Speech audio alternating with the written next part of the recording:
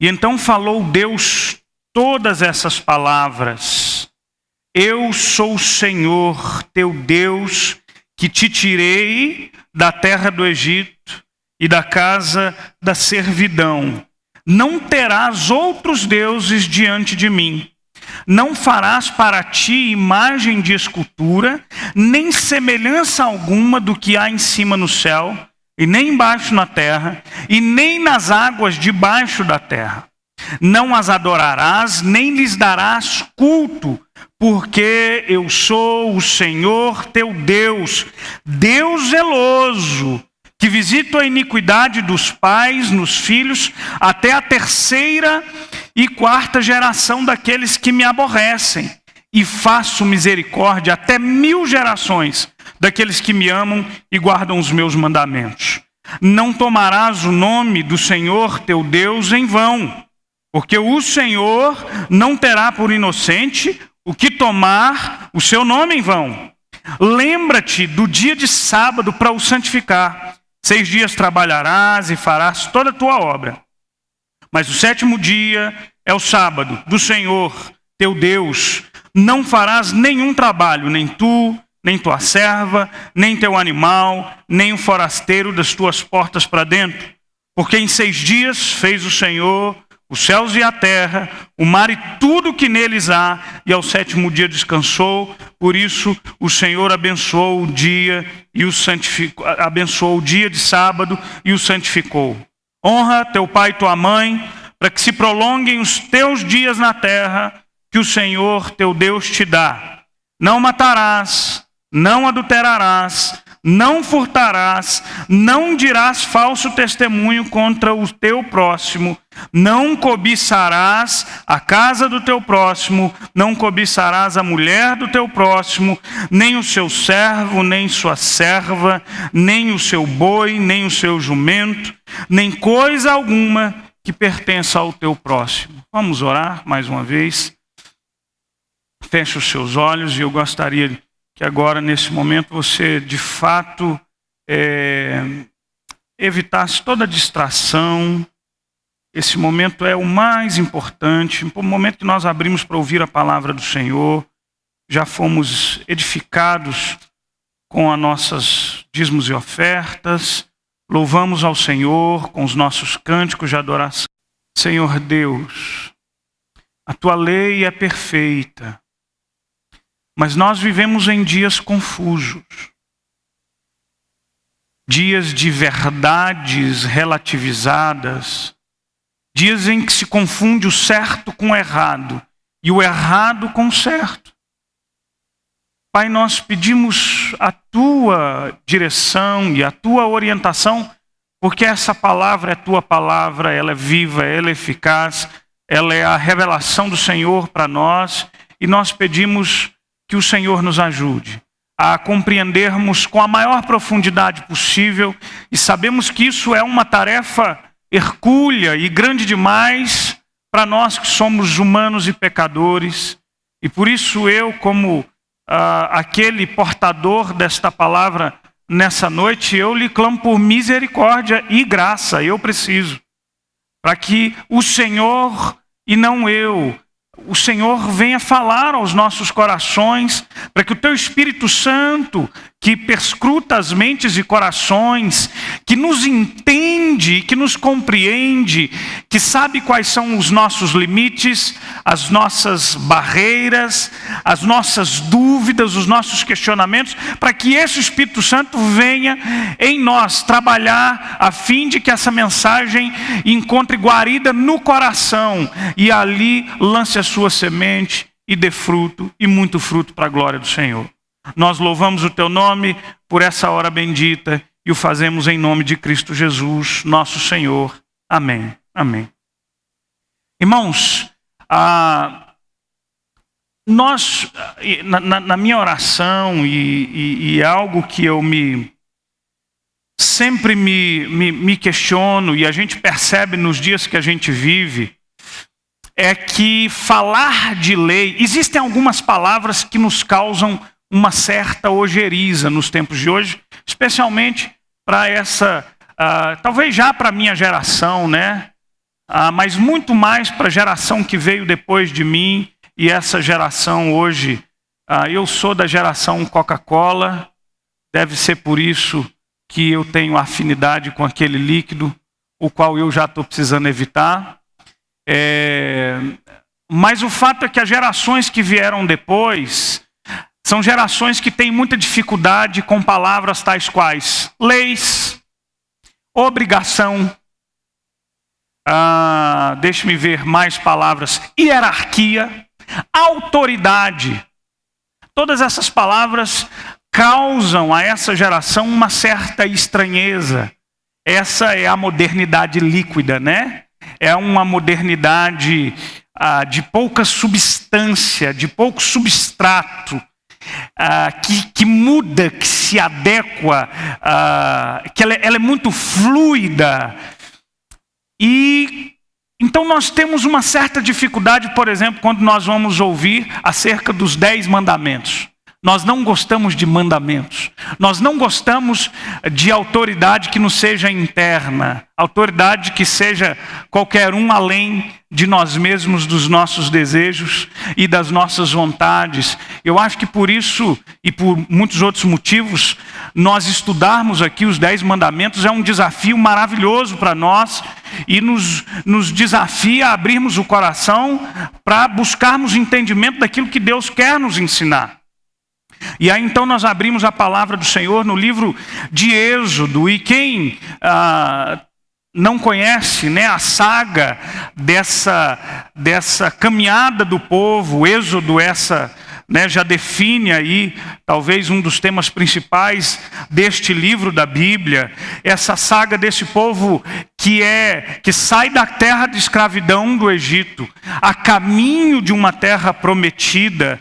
Ou seja, o livro de Êxodo retrata o fato de que a promessa feita a Abraão não foi uma promessa que caducou.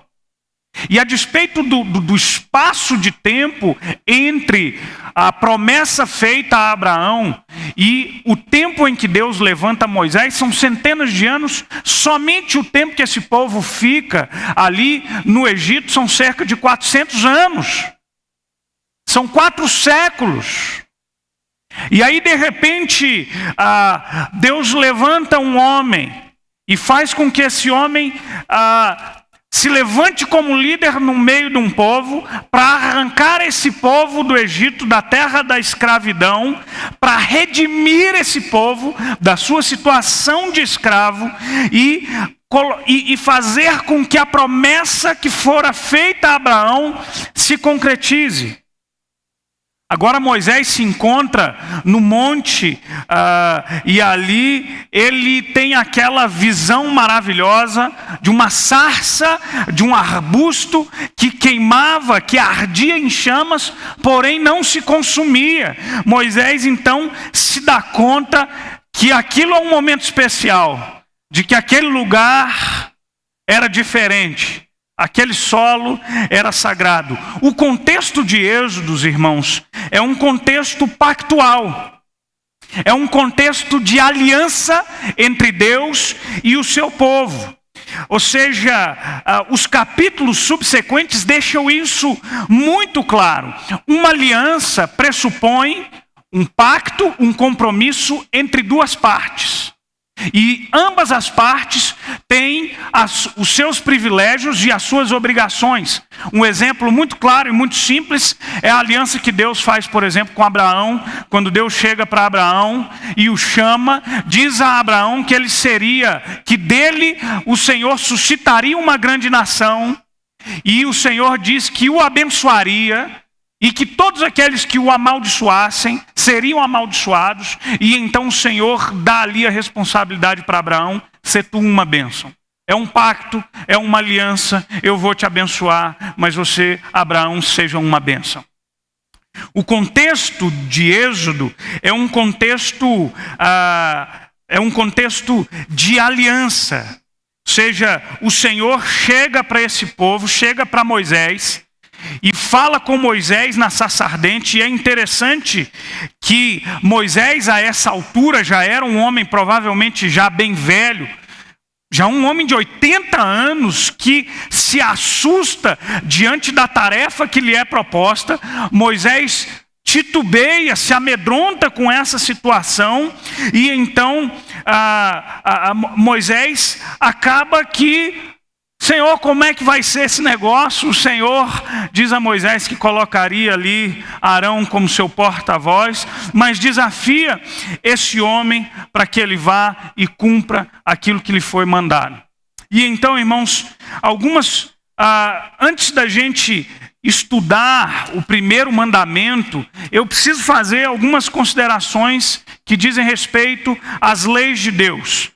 Primeira delas, e eu quero que fique bem clara: quando você pensar em lei de Deus, você se lembre que lei de Deus não é o cerceamento da nossa liberdade.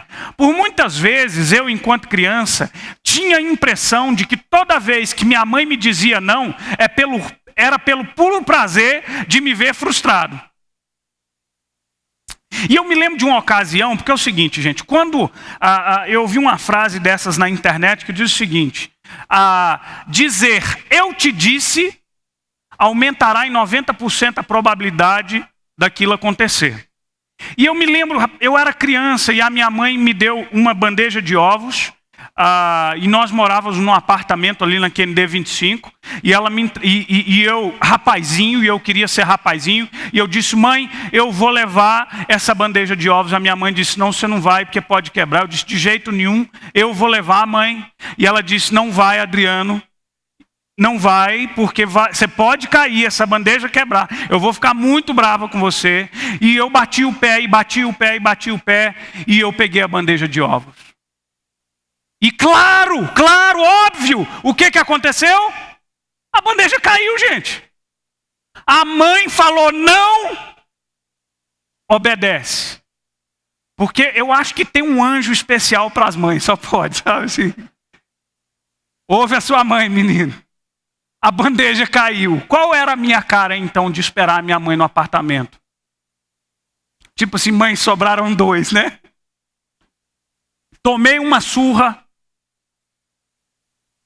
E aí, mas eu sempre tinha a impressão. Aí tinha uma coisa que minha mãe falava que me fazia muito mais raiva. Ela dizia assim: meu filho, toda vez que eu te bato, dói mais em mim que você. Eu queria morrer com aquele negócio. Como é que tem coragem de dizer que toda vez que ela me batia, doía mais nela que em mim? Ora, eu tinha a marca das Havaianas aqui, ué. Como é que doeu mais nela? Não era possível. A minha cabeça de criança não aceitava aquele negócio. Mas hoje eu sou pai. Eu acho que foi domingo passado, nós estávamos aqui. Eu acho que tinha acabado a escola dominical. Sim, foi uma reunião de oração. E as meninas começaram a andar ali naquele corrimão, naquela muretinha.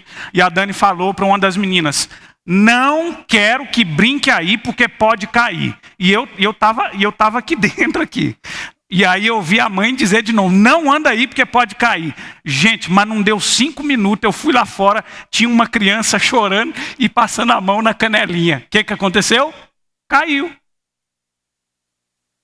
Hoje eu sou pai e eu percebo que quando a gente coloca limites, o meu maior objetivo é proteger os meus filhos. Quando eu digo não faça isso, porque eu sei que aquilo em que aquela criança vai se aventurar a fazer pode se configurar em grande perigo, pode ser ruim. E portanto hoje eu olho para a lei de Deus e é interessante que a gente perceba isso, que quando Deus estabelece a sua lei, não é mero cerceamento da nossa liberdade. Deus não é um sádico que tem prazer no nosso desprazer. Sabe, irmãos? Então a gente precisa entender isso, porque normalmente, quando alguém vai falar da Bíblia, ou quando alguém primeira vez falou da Bíblia para mim e para você, a Bíblia nos é transmitida como se fosse o livro de regras do que não fazer. É claro que há na Bíblia um monte de instruções quanto àquilo que eu não devo fazer. Mas essa não é a essência da palavra e nem a essência da lei. Ela não pode ser compreendida pelos seus aspectos negativos. Não. Mas quando Deus estabelece a sua lei, o Senhor está estabelecendo para nós um manual protetivo de vida. Olhem as leis de trânsito, talvez esse seja um exemplo que nos ajude aí a vislumbrar o fato. Quando você viaja e de repente tem algumas placas de trânsito dizendo atenção, curva sinuosa à frente. É melhor que você reduza a velocidade, porque você manter determinada velocidade naquela via onde há uma curva sinuosa, haverá uma grande probabilidade de que você sofra um acidente. Ou seja, os manuais, por exemplo, quando você compra determinado, não sei, você compra determinado aí objeto, eu particular, lá em casa é o seguinte, quando a gente compra um negócio com manual novo, eu pego o negócio, dou o manual na mão da Dani e falo, leia, aprende, me ensina. Eu tenho uma preguiça de tecnologia que você não tem ideia, irmãos. Eu passo para a mão da Dani e falo, aprende a usar o celular, aprende a usar isso aí, aprende a usar isso, aquilo e aquilo outro. E olha que eu sou melhor que os meus pais, que a minha mãe ainda pergunta o que é on e off, tá? Então, mas olha os manuais de instrução. Qual é o objetivo de um manual de instrução? Para que você aprenda a fazer bom uso daquele objeto, daquele utensílio. Né? Normalmente no carro tem lá um manual que ninguém nunca lê, nem eu e nem a Dani também. Então tem lá aquele manual dizendo, olha, se você trocar o óleo com essa e essa quilometragem, o que vai acontecer com o seu carro? Você vai delongar o uso dele. Você vai obter, você vai usufruir melhor e você vai usar por muito mais tempo. Obedece esse manual.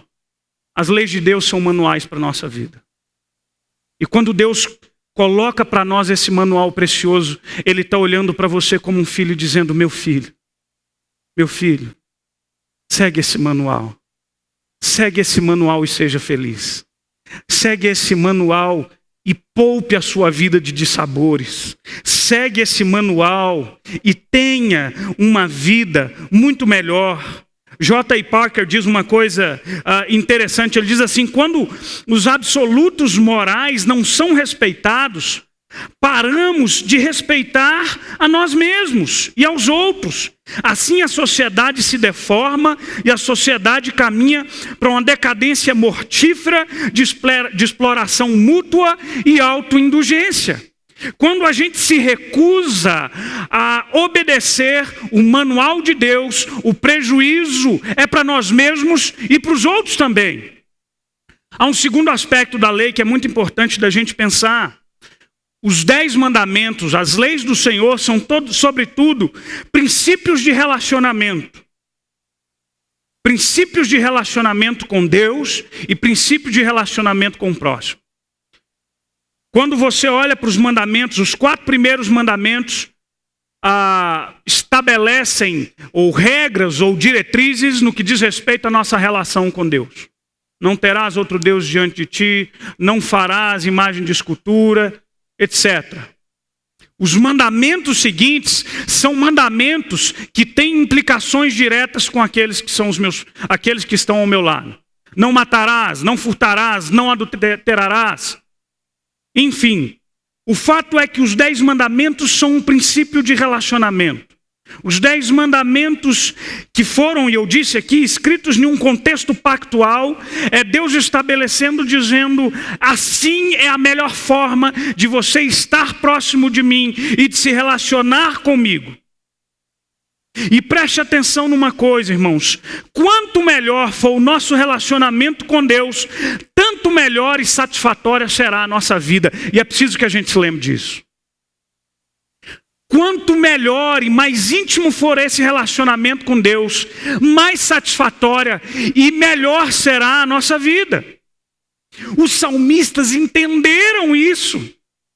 Os livros poéticos colocam isso de uma forma bela, como por exemplo o belíssimo Salmo 1, versículo 1 e 2, que diz, bem-aventurado o homem que não anda no conselho dos ímpios, não se detém no caminho dos pecadores e nem se assenta na roda dos escarnecedores, antes o seu prazer está na lei do Senhor e na sua lei medita de dia e de noite. Salmista, no Salmo 19, versículo 7, diz que a lei do Senhor é perfeita e restaura a alma, e o testemunho do Senhor é fiel e dá sabedoria aos simples. Salmo 119, que é um hino à lei do Senhor, que é um louvor à lei do Senhor, no versículo 72 diz assim: vale mais para mim a lei que procede da tua boca do que milhares de ouro e prata. Esse mesmo salmista, também no versículo 77, assim diz: baixem sobre mim as tuas misericórdias para que eu viva, pois na tua lei está o meu prazer. Versículo 92 do Salmo 119 diz: não fosse a tua lei ter sido o meu prazer, há muito eu já teria perecido na minha angústia. Irmãos, é preciso que a gente descubra o prazer de andar nessa lei. Um terceiro aspecto da lei de Deus é que as leis de Deus apontam aspectos dos valores morais e absolutos de Deus. E há uma coisa muito interessante então de você pensar aqui. Há muita gente que diz o seguinte, há muito conflito. Uma vez nós estávamos estudando aqui na igreja, alguém me perguntou: pastor, você pode comer galinha ao molho pardo? Eu disse: rapaz, eu como galinha ao molho pardo, ao molho roxo, ao molho de piqui, açafrão, eu não tenho problema, pode mandar e servir, que a gente vai comer com ações de graça ao Senhor. Exemplo de pastor é exemplo de comida, isso é uma coisa terrível, né? Por quê? Por causa do sangue. E então nós estávamos estudando, e a gente sempre comenta essa questão na igreja, acerca de então quais leis que ainda são válidas para nós. Irmãos, você vai encontrar no Antigo Testamento, basicamente, leis morais e éticas, e essas são atemporais, porque elas são expressão do próprio caráter de Deus, elas servem para todos nós. Elas não estão vinculadas ou delimitadas por um determinado tempo. Você vai encontrar leis civis, por exemplo, no Antigo Testamento, ou algumas regras muito vinculadas ao contexto, algumas orientações com relação ao eirado da casa, algumas orientações nesse sentido. Essas não servem mais para nós. Leis rituais ou leis culticas, essas foram pagas no sangue do Cordeiro, irmãos. O sangue de Jesus Cristo pagou todas as leis rituais por nós. Então, você pode ir à praia, comer o seu caranguejo, dar glória a Deus por isso, lembrar-se do pastor, botar num isoporzinho e trazer para a gente também, que não tem problema. Mas entenda que há esses aspectos, e aí os 10 mandamentos são os aspectos morais da lei de Deus. E é interessante você pensar o seguinte, irmãos, que os 10 mandamentos são a revelação do caráter de Deus. Os 10 mandamentos estão revelando e demonstram quem Deus é e o que Ele faz. E por isso nos desafia para quem nós devemos ser e aquilo que nós devemos fazer também. E sabe uma coisa muito interessante, que se discute muito no meio acadêmico, e que aqueles que não acreditam em Deus afirmam que o mundo foi criado do nada, e afirmam que não existe um Deus. E eis aqui um grande motivo para nós defendermos a existência de Deus, que é a existência de valores morais absolutos. Irmãos, toda cultura, toda ela, seja qual for, tem os seus valores morais absolutos. Ainda que possa divergir em algum aspecto ou outro do nosso, você vai encontrar em toda cultura conceitos de certo e errado. Procure a tribo nômade, ainda que sejam canibais. Procure e pergunte sobre o incesto. Procure. E é interessante que o C.S. Lewis, quando escreve o seu livro Cristianismo Puro e Simples, o seu primeiro capítulo é da natureza humana, no que diz respeito à natureza da lei humana, aquilo que o homem tem, porque o livro de Eclesiastes diz que Deus colocou a eternidade no coração do ser humano. Todo ser humano tem dentro de si conceitos de certo ou errado, seja ele cristão ou não. E então, irmãos, isto posto, depois daquilo que nós comentamos acerca da lei de Deus, eu gostaria então de me prender aqui a algumas lições preciosas acerca deste primeiro mandamento contido nos 3 primeiros versículos. Falou Deus todas essas palavras: eu sou o Senhor teu Deus, que te tirei da terra do Egito e da casa da servidão, não terás outros deuses diante de mim. Primeiro, nós aprendemos nesse mandamento que nós temos um Deus pessoal. E eu queria que você pensasse nisso. Quando a gente lê o capítulo 3 de Êxodo, que descreve o chamado de Moisés, e eu mencionei brevemente aqui, a reação de Moisés diante do chamado foi uma reação de temor. Ora, ele era um homem já de muitos anos, um homem de idade avançada, e então ele titubeia e ele estremece diante do seu chamado. E aí então se dá o diálogo entre Moisés e Deus, assim, no capítulo 3 de Êxodo, dos versículos 11 em diante. Então disse Moisés a Deus: quem sou eu para ir a Faraó e tirar do Egito os filhos de Israel? Deus lhes respondeu: eu serei contigo, e este será o sinal que eu te enviei. Depois de haver tirado o povo do Egito, servireis a Deus neste monte. Disse Moisés a Deus: eis que, quando eu vier aos filhos de Israel e lhes disser: o Deus de vossos pais me enviou a vós outros, e eles me perguntarem: qual é o seu nome? Que lhes direi? Disse Deus a Moisés: eu sou o que sou.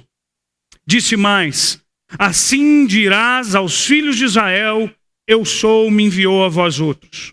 Disse Deus ainda mais a Moisés: assim dirá aos filhos de Israel: o Senhor, e aqui a palavra no hebraico é Yavé, é o tetragrama Yavé, o Deus de vossos pais, o Deus de Abraão, o Deus de Isaac, o Deus de Jacó, me enviou a vós outros, e este é o meu nome eternamente, e assim serei lembrado de geração em geração. Presta atenção numa coisa muito importante, irmãos. Deus aqui revela o seu próprio nome. O tetragrama Yavé era um nome especial, tão especial para o povo judeu, que por algum tempo se perdeu quase que o alfabeto hebraico não tinha vogais. As vogais foram acrescentadas muito tempo depois, chamados sinais massoréticos. O fato é que não sabia nem ao certo como se pronunciar esse tetragrama. E Deus aqui revela o seu nome pessoal. Deus diz assim: diz que Yavé os mandou. Diz que o Senhor os mandou. A sua Bíblia terá a tradução de Senhor. O nome na cultura judaica está intimamente relacionado ao caráter da pessoa. Por isso, conhecer o nome de Deus é conhecer o caráter de Deus, a pessoa de Deus, e ter um relacionamento pessoal com Ele. Esse povo não é mais um povo qualquer, é uma nação escolhida, um povo de propriedade exclusiva de Deus. Uma nação santa, um sacerdócio real. Deus chamou esse povo e disse: vocês são meus. Vocês são meus. Já mencionamos aqui que os mandamentos são princípios relacionais. Deus estabelece os termos desses princípios. E é interessante a gente pensar que a forma como o texto começa, o Senhor diz: eu sou o Senhor, e eu tirei vocês da terra do Egito. Deus trata com esse povo de uma forma pessoal. Eu e vocês. Gente, olha uma coisa interessante. Nós vivemos em um mundo que é extremamente impessoal, não é verdade? As nossas relações são extremamente impessoais, e eu acho que as redes sociais, embora nos tragam muitos benefícios, há que se tomar um cuidado muito grande, porque ela aproxima pessoas que estão longe e às vezes afastam pessoas que estão perto. Você já teve a oportunidade de você sair com os amigos e aí de repente todo mundo põe um celularzinho assim na mesa, não é? Você quer chamar o seu filho que está no quarto, o que você faz? Manda um WhatsApp para ele. Eu acho que a geração dos meninos aqui mais novos, aqui, eles têm um grande desafio, que eu acho que vai se perdendo a habilidade e o jeito de conversar. Como é que conversa, mãe? né? Como é que fala com o outro? Como é que se cumprimenta? Como é que é esse negócio aí de relacionamentos? As nossas relações, elas são extremamente impessoais e cada vez mais impessoais. E quanto mais impessoais, mais objetificados nós somos. Por que objetificados? Porque a relação do outro comigo é uma relação utilitária. Martin Buber, que era um judeu, escreveu um livro interessante chamado Eu, Tu, Eu, Isso. E ele disse que às vezes a gente se relaciona com algumas pessoas baseado no princípio do eu, isso. Eu, uma pessoa, você, uma coisa, algo que é impessoal. Enquanto que as relações humanas, elas precisam respeitar esse princípio do eu, tu. Há ao meu lado alguém, uma pessoa, feita à imagem e semelhança de Deus, que geme, que chora, que tem seus problemas, que tem as suas dificuldades. Isso é fruto do caráter relacional de Deus. O Senhor nos chama para um relacionamento pessoal. Os mandamentos de Deus são um convite para uma relação pessoal com esse Deus que é criador do universo. Os 10 mandamentos para nós cristãos, irmãos, não é uma tentativa de ganhar a admiração de Deus e fazê-lo nosso devedor. Está vendo, Senhor, como eu sou cumpridor dos teus mandamentos? Não. É, porém, uma forma de gratidão e uma resposta pessoal para com o amor de Deus.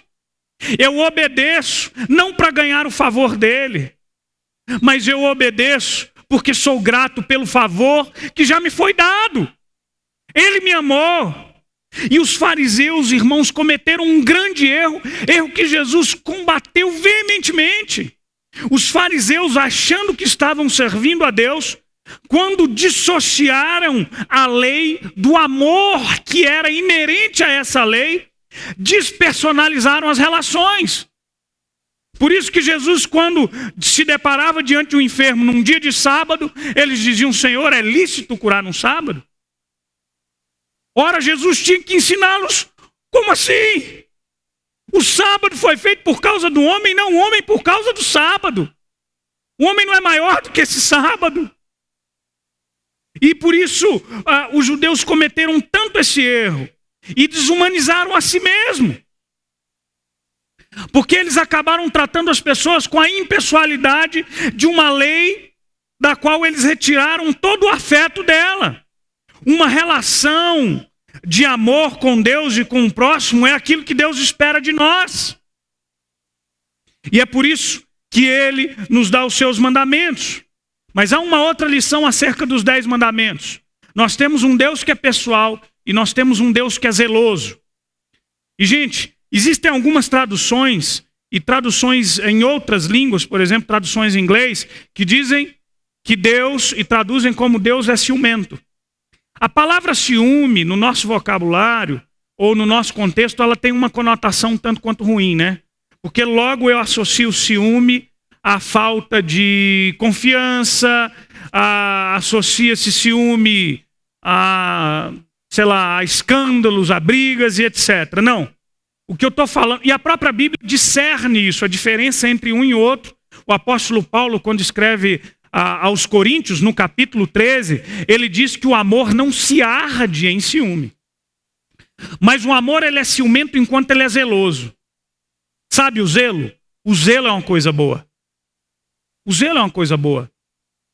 Meu bem, troque a roupa, porque você é mulher de pastor, bota uma roupinha mais comprida aí. É só ilustrativo, viu, irmão? Isso não acontece, não. É o zelo. É o zelo, né?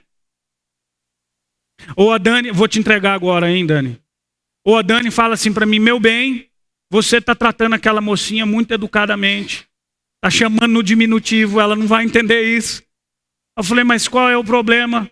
O problema é que você é homem, você não saca dessas coisas. Eu falei: então é zelo, né? Tem a diferença do zelo e do ciúme que se arde. Irmão, sabe de uma coisa?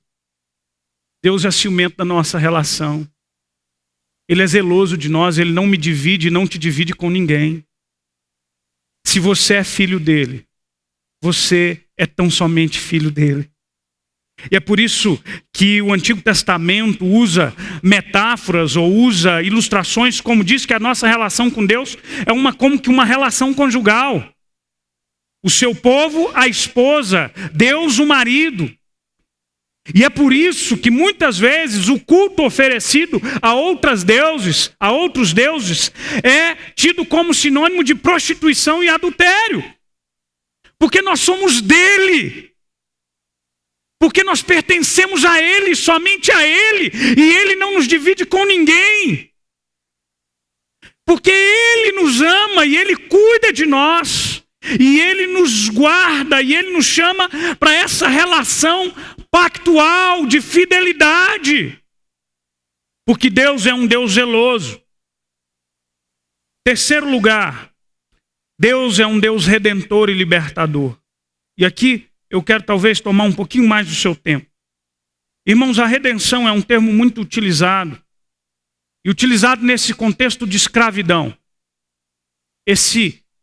Essa libertação, essa redenção daquela situação de escravidão, para agora você foi redimido e você é liberto.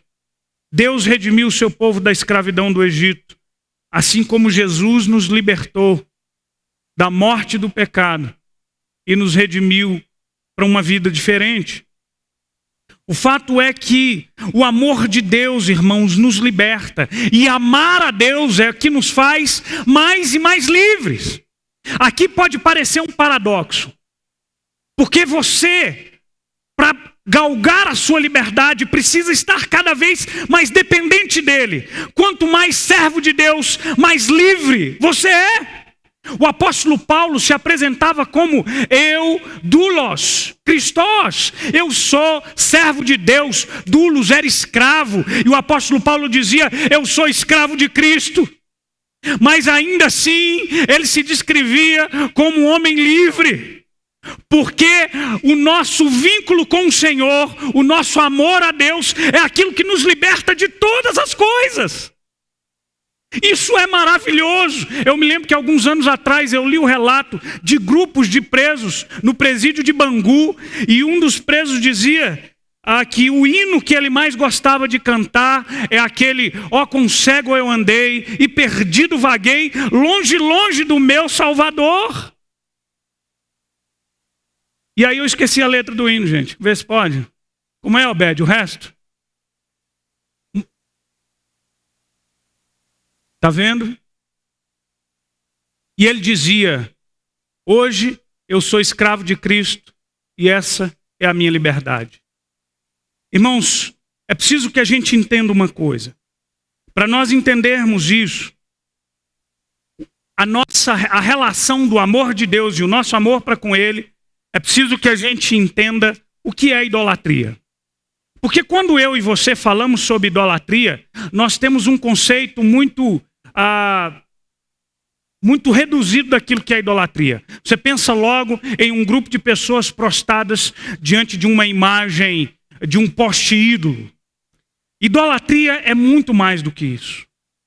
Idolatria é tudo que você ama, serve e procura e que tem o controle da sua vida. É aquilo que ocupa a sua mente a maior parte do tempo, que demanda a sua energia e o seu esforço. Idolatria é tudo que toma o trono do seu coração. É tudo aquilo que se configura como o grande tesouro da sua alma.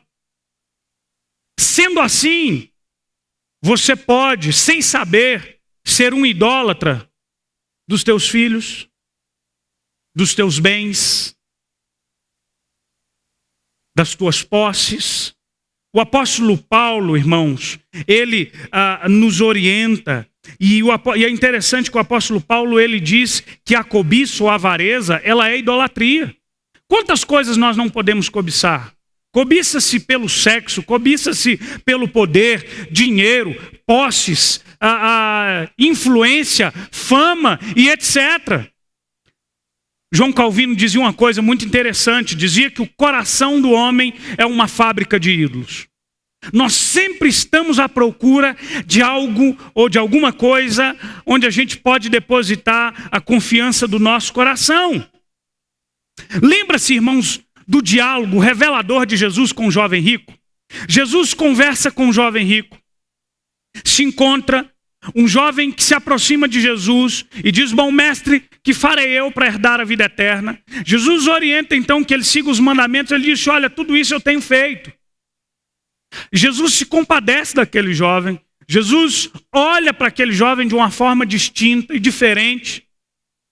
No entanto, Jesus termina o seu diálogo com aquele jovem dizendo uma coisa muito interessante: vai, só te resta uma coisa.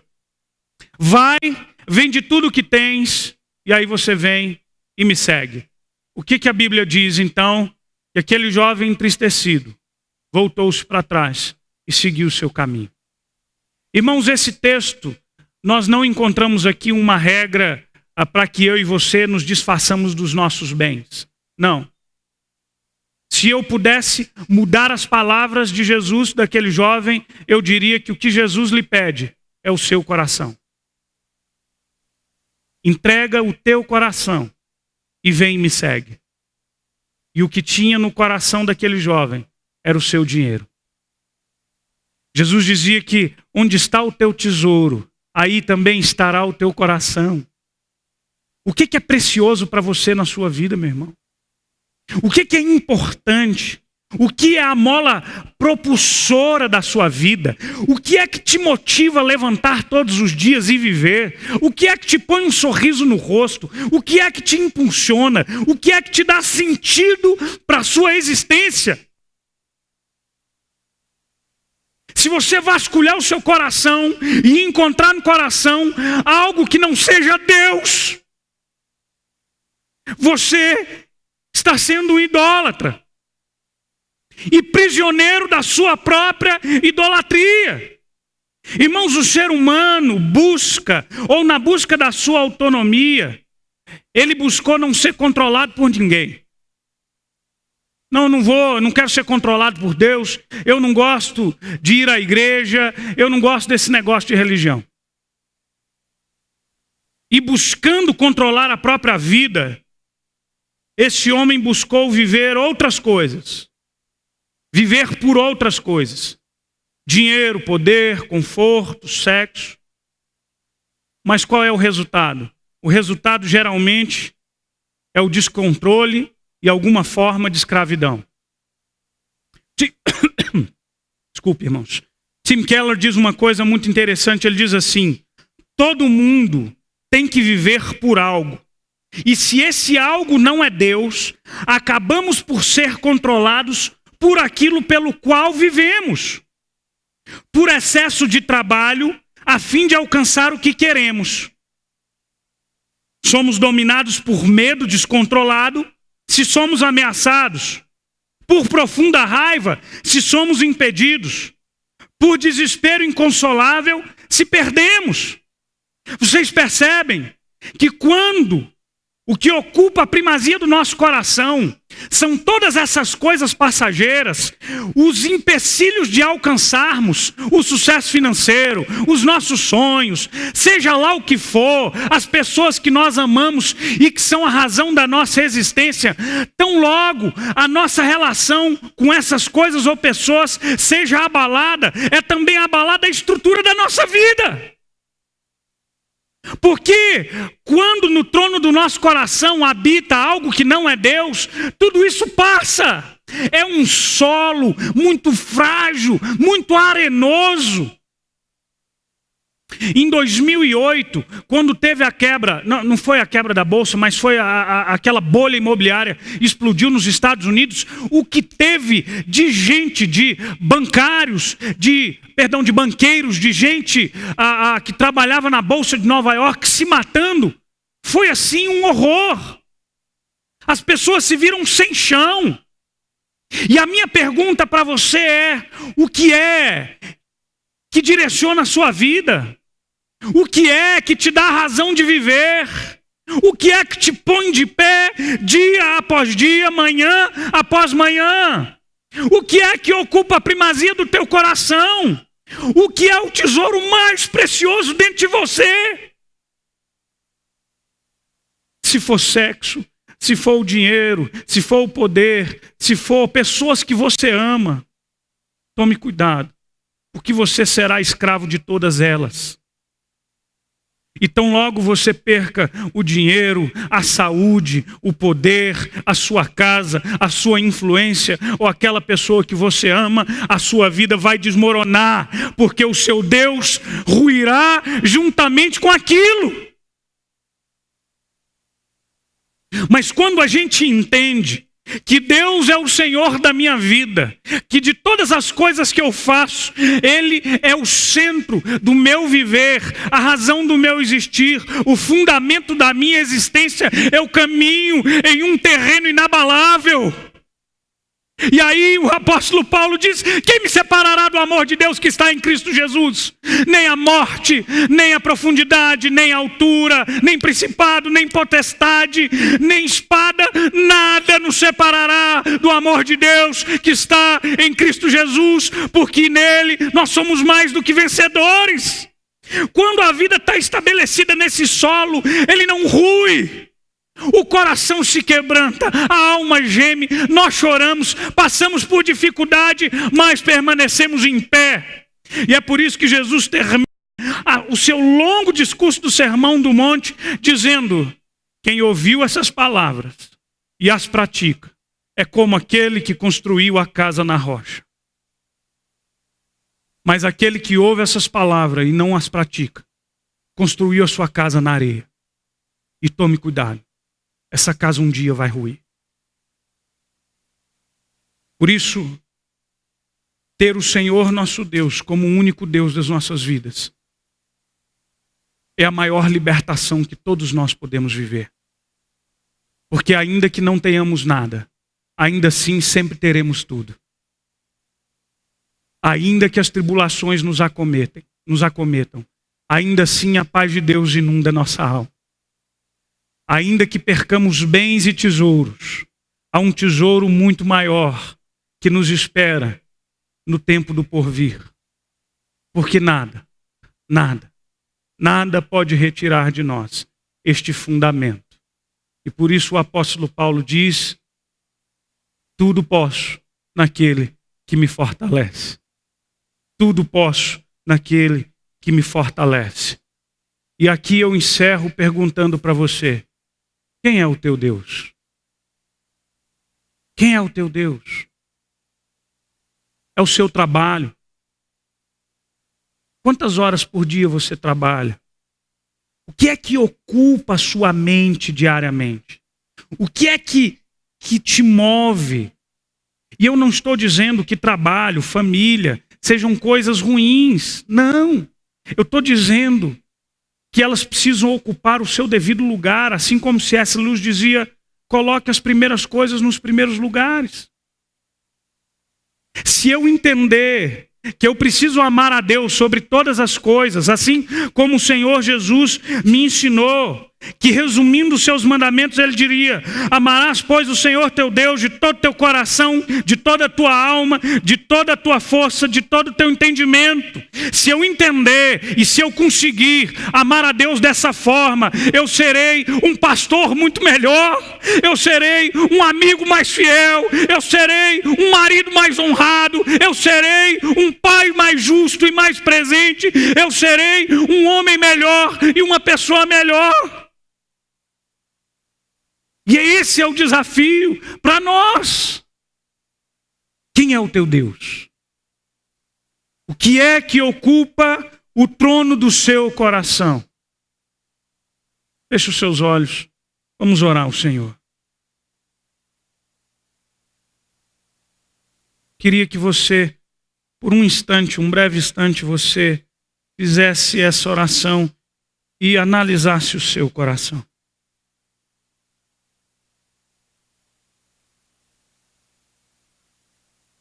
E fizesse essa análise de forma muito sincera. Porque a nossa idolatria muitas vezes é muito sutil. E Deus é zeloso e não divide o trono do nosso coração com mais ninguém. Pai Santo querido, esse é o primeiro mandamento.